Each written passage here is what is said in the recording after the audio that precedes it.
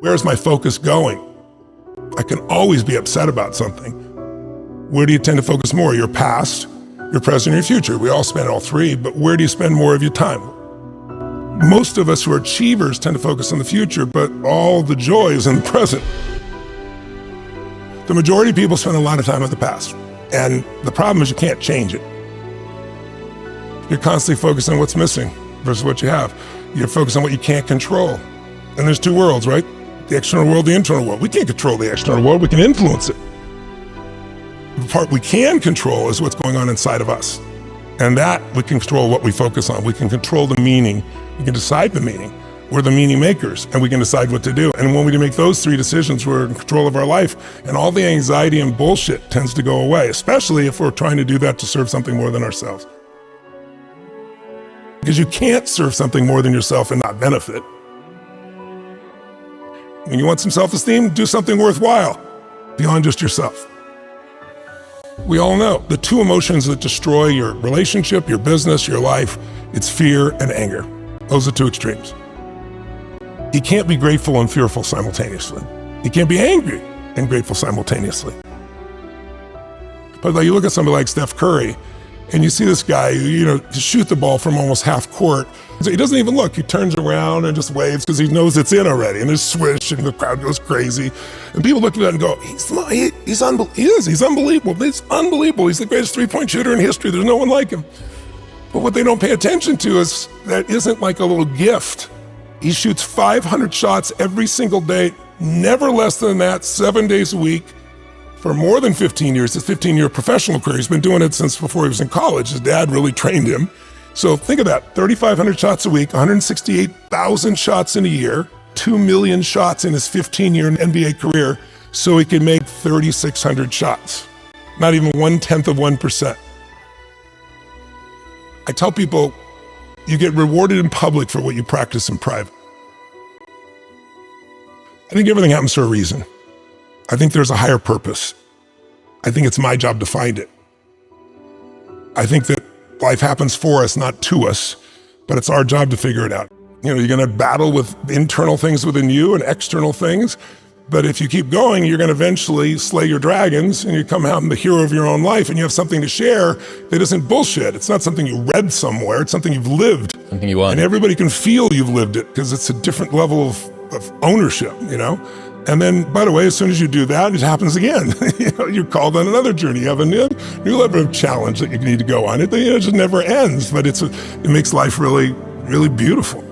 How can people who are always very hard on themselves learn to build up their self-esteem a little bit more? I don't know if self-esteem is the answer. I don't think it's bad to be hard on yourself, as long as you also celebrate when the victories happen. But so many people will tell you, I have poor self-esteem because when I was a kid, people said this to me and that to me. It's convenient that we remember those things and not the positive things that also occur, obviously.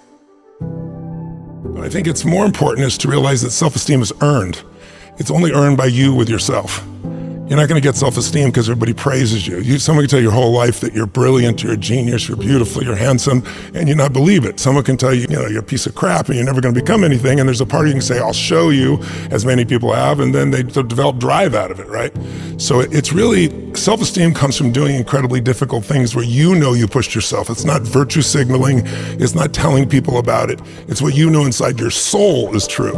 And the more you do things that are incredibly difficult, and especially things that are meaningful, meaning they're not just about yourself, the higher that esteem would be. I think the most important thing for self-esteem is to find something you care about more than yourself. If you find something you care about more than you won't be thinking about yourself all the time, and all your bullshit self-esteem just goes out the window. The real question is, what do you want? If you want an extraordinary life, my definition of that is life on your terms.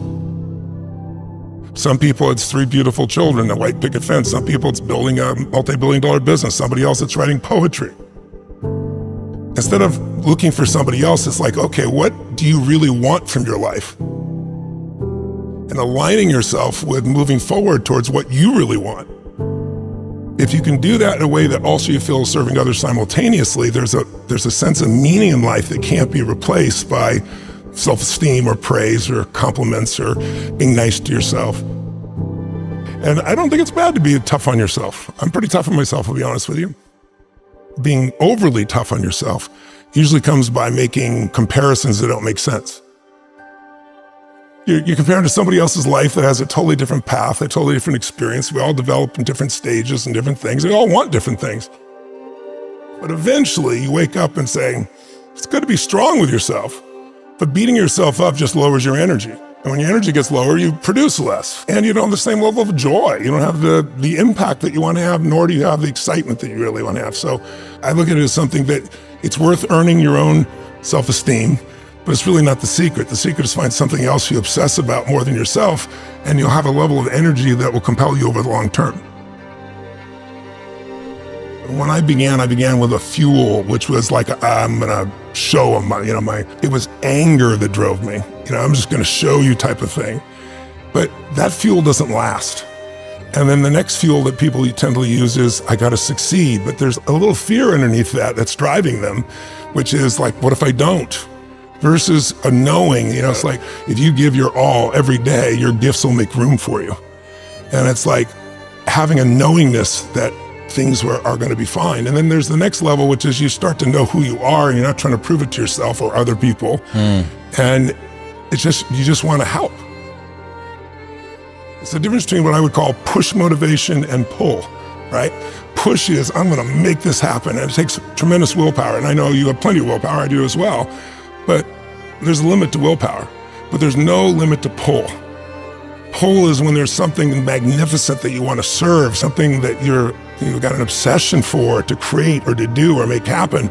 And that you don't lose that energy, you don't lose those components, and you're able to laugh and enjoy along the way. I think it's important to realize wherever focus goes, energy flows. It's corny, but it's true, right? In fact, maybe an easier way of saying it is, we don't experience life. None of us do. We experience the life we focus on. So in any moment, what's wrong is always available. So is what's right. So it's not about being positive. It's about being intelligent. You gotta look at the impact of what you're believing. And you gotta look at and say, where's my focus going? I can always be upset about something. I can always find something to be joyous or at least grateful for, which leads to joy.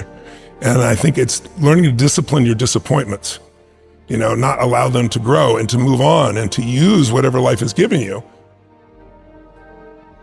You can make some simple patterns and change your whole life, a focus. The minute you focus on something, your brain has to decide, what does it mean? And meaning is what creates emotion, and emotion is where your life is, right? And so the quality of your life is the quality of your emotions. We all have a pattern of focusing on what we have and at times on what's missing. Which one do you think most people spend more time focusing on, what they have or what's missing? You can engineer your life to have more happiness, but I think the real challenge is thinking so hardly about being taken seriously just represents your fears, right? It's like, I think spiritual development, when people talk about spiritual, not religious development, spiritual development is the level of comfort you can have with just being your real self. And I think that's not an easy task, because we all are trying to be something, but we already are that something we're trying to be. That doesn't mean you can't be better, but it's like accepting and appreciating what you really are, and instead of projecting, something else, takes a lot of pain out of your body, takes a lot of wasted energy out, it gets a lot of fears to just disappear. And I don't have an easy path for that. I think it's the hero's journey. I feel if I work my ass off, now I've done my part, okay, now come through me, let's do this, and it tends to flow. Life happens to me, or I happen to life, but life happens for me. Yes, not to me. Yeah, is a wonderful reframe. Yeah, I really believe it. But you got to dig for it. It's not easy. But it's got to be earned, right? Like wishing for confidence without competence is just delusion. You have no evidence to say that you can do this thing. If you want freedom, if you value freedom, you can't possibly have it as long as you play the victim role. None of that makes you who you are. None of that controls where you are in your life. It's like, have you ever had something happen in your life that was horrible? I mean, it was painful. You'd never want to go through it again in a million years. You wouldn't want anybody else to go through it that you care about. But after 5 or 10 years, you look back and you say, I never want to go through it again. but now I see the wisdom in it. I'm glad It's like it made me care so much more. It made me so much stronger. It made something in me more. I mean, I'm sure you can relate to that, can't you? Yeah, for sure. I mean, you don't really realize it's just life. And then you learn a little bit more about yourself and you start to realize, well, look at all of the ways that I've had to compensate for that. Look at all of the ways that it's held me back. Look at all of the beliefs that I have about myself. And God, if only that hadn't happened, then I would be here or I would be there. And then you realize, well, the light side of all of that dark stuff is usually the stuff that I'm most proud of myself for. Yes. So the fact that you were maybe a little bit alone in childhood means that you're very self-sufficient when you're an adult. Or the fact that you didn't have anybody to support you means that you have no concern about working on your own and continuing to take a bet on yourself, so on and so forth.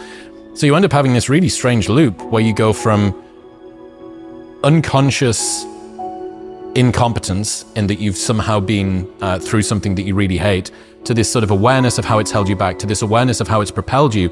And then you have to get to this really difficult place, which is, okay, so this is a thing that I kind of wish hadn't happened, and yet I'm grateful that it did. And it's like a psychological superposition that you need to hold in your head at the same time. You can't collapse it down into one. You need to hold both of these things. It's like, yeah, that's like that shouldn't have happened. I really wish that. And had you have been able to see you, had you at 36 have been able to see you at 12, you'd have picked them up and given them a hug and said, I believe in you, and you don't deserve this, but it needs to happen to you. It was meant to be. Now, I don't believe like everything's meant to be. I think situations are meant to be, and then it's our job to choose how we're going to use them or be used by them, right? I think that's the difference. But I think, we get easy times and tough times. Why is that important? It is incredibly peaceful if you've done the job in the beginning because you know who you are. Now you have an amazing life.